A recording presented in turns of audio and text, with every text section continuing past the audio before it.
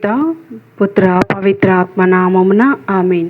ప్రియ స్నేహితులారా, మీ అందరికీ దేవుని యొక్క ఆశీస్సులను తెలియజేస్తూ ఆగస్టు 11వ తారీఖు ఈనాటి దివ్య బలి పూజ పట్టణాల ధ్యానాంశానికి మిమ్మల్ని అందరినీ కూడా ప్రేమతో ఆహ్వానిస్తూ ఉన్నాను. మొదటి పట్టణము యెహెజ్కేలు గ్రంథం 2వ అధ్యాయం 8వ వచనం నుండి మరియు 3వ అధ్యాయం 4వ వచనం వరకు, మత్తయి సువార్త 18వ అధ్యాయం 1వ వచనం నుండి 5వ వచనం వరకు మరియు 10వ వచనం నుండి 14వ వచనం వరకు వాక్యాలను ధ్యానించుదాం.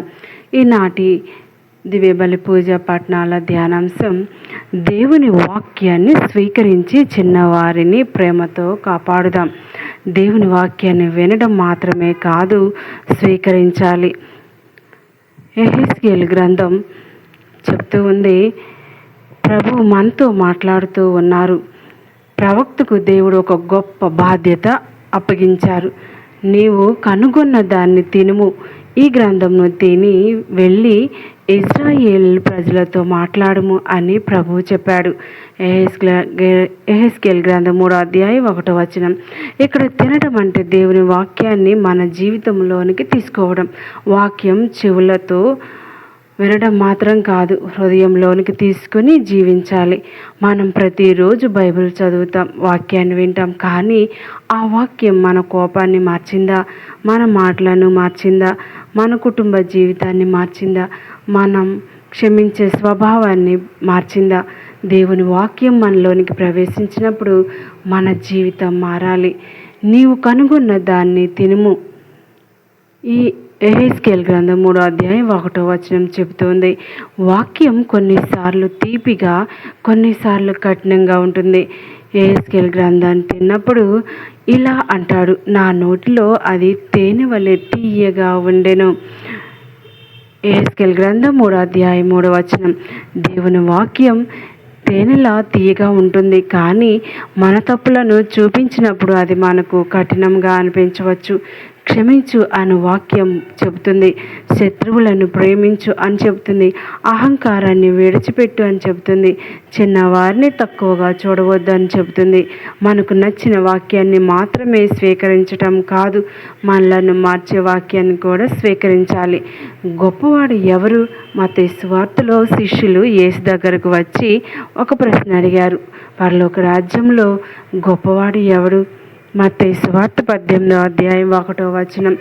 వారికి అధికారం ఉన్నవారు గొప్పవాడు, ఎక్కువ పేరు ఉన్నవాడు గొప్పవాడు, ఇతరుల కంటే పై స్థాయిలో ఉన్నవాడు గొప్పవాడు అని అనిపించింది. కానీ యేసు వారి ఆలోచనలను పూర్తిగా మార్చాడు.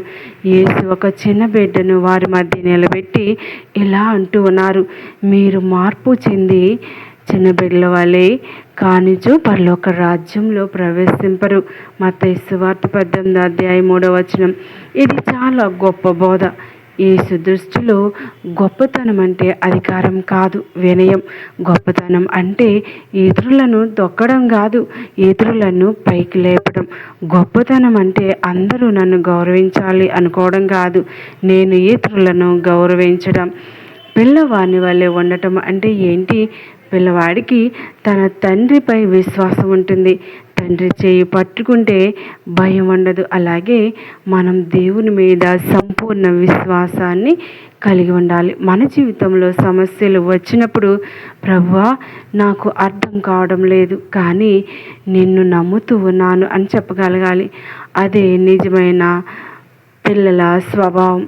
ఒక చిన్న వానిలో ఒకనికి నా నామమున స్వీకరించువాడు నన్నే స్వీకరించున్నాడు. మత్తయి సువార్త 18వ అధ్యాయం 5వ వచనం. కాబట్టి మనం ఒక చిన్నవానికి ప్రేమతో చూసినప్పుడు మనం క్రీస్తుని సేవిస్తూ ఉన్నాం. ఒక ద్వారా మన వాక్యాన్ని ధ్యానించుదాం. ఒక గొర్రెల కాపరికి 100 గొర్రెలు ఉన్నాయి. ఒకరోజు వాటిలో ఒకటి కనిపించలేదు. అతని దగ్గర 99 గొర్రెలు ఉన్నాయి. అయినా అతని హృదయానికి శాంతి లేదు. ఒకటి పోయింది కదా, మిగిలిన 99 ఉన్నాయి అని అతను అనుకోలేదు. ఆ ఒక్క గొర్రె కోసం కొండల్లోకి వెళ్ళాడు. ముళ్ళ మధ్య వెతికాడు, రాళ్ల మధ్య వెతికాడు. చీకటి వచ్చినా వెదగటం ఆపలేదు. చివరకు ఆ గొర్రెను కనుగొన్నాడు. దాన్ని కోపంతో కొట్టలేదు, తన భుజాలపై వేసుకుని ఆనందంగా తీసుకుని వచ్చాడు. ఇదే మన దేవుని హృదయం. యేసు ప్రభు చెబుతూ ఉన్నారు, ఈ చిన్నవారిలో ఒక్కడైనను నశించుట పరలోకమందున్న మీ తండ్రి చిత్తము కాదు. మత్తయి సువార్త 18:14. ఈ కథలో ఆ తప్పిపోయిన గొర్రె ఎవరు? కొన్నిసార్లు మనమే. ప్రార్థన నుండి దూరమైనప్పుడు మనమే, పాపంలో పడిపోయినప్పుడు మనమే, నిరాశలో కూరుకుపోయినప్పుడు మనమే, దేవుడు నన్ను ప్రేమించడు అని అనుకోవడం మనమే. కానీ మనం దేవుని కోసం వెతకటం ప్రారంభించక ముందే దేవుడు మన కోసం వెతుకుతాడు. మన చుట్టూ ఉన్న తప్పిపోయిన గొర్రెలు, మన కుటుంబంలో ఒకరు దేవునికి దూరంగా ఉండవచ్చు, ఒక యువకుడు ప్రార్థన మానేసి ఉండవచ్చు, ఒక పిల్లవాడు ప్రేమ కోసం తపిస్తూ ఉండవచ్చు, ఒక వృద్ధుడు ఒంటరిగా ఉండవచ్చు, ఒక వ్యక్తి తన తప్పుల వల్ల అందరి చేత తిరస్కరించబడి ఉండవచ్చు. మన ప్రశ్న, వాళ్ళు ఎందుకు ఇలా ఉన్నారు కాకూడదు. మన ప్రశ్న, నేను వారిని తిరిగి దేవుని దగ్గరకు తీసుకురావడానికి ఏం చేయగలను? యేసు తప్పిపోయిన గొర్రెను వెతికాడు, మనం కూడా వెతకాలి. ఒక ప్రేమపూర్వకమైన మాట, ఒక ఫోన్ కాల్, ఒక క్షమాపణ, ఒక ప్రార్థన, ఒక చిన్న సహాయం ఒకరిని జీవితాన్ని తిరిగి మార్చగలదు. చిన్నవారిని తక్కువగా చూడకండి అని యేసు ప్రభు హెచ్చరిస్తూ ఉన్నాడు. ఈ చిన్నవారిలో ఒకరినైనాను తృణీకరింపకుడి. మత్తయి సువార్త 18:10. మన సమాజంలో బలహీనులను, పేదలను, పిల్లలను, వృద్ధులను, తప్పులు చేసిన వారిని కొన్నిసార్లు తక్కువగా చూస్తాం.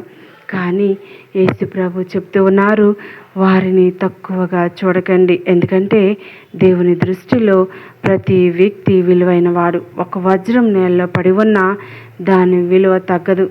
అలాగే ఒక మనిషి పరిస్థితి ఎంత దిగజారినా దేవుని దృష్టిలో అతని విలువ తగ్గదు. మన జీవితానికి 3 ప్రశ్నలు అడుక్కోవాలి.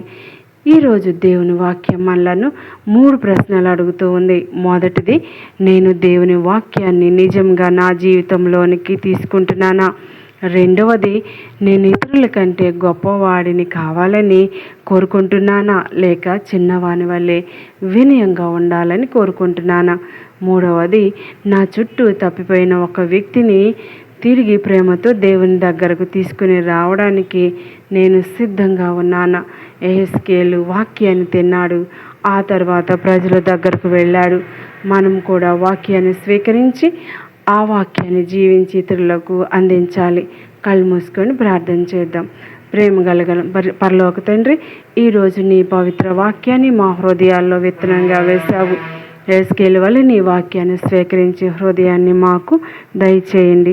పితా, పుత్ర, పవిత్ర ఆత్మ నామమున ఆమేన్.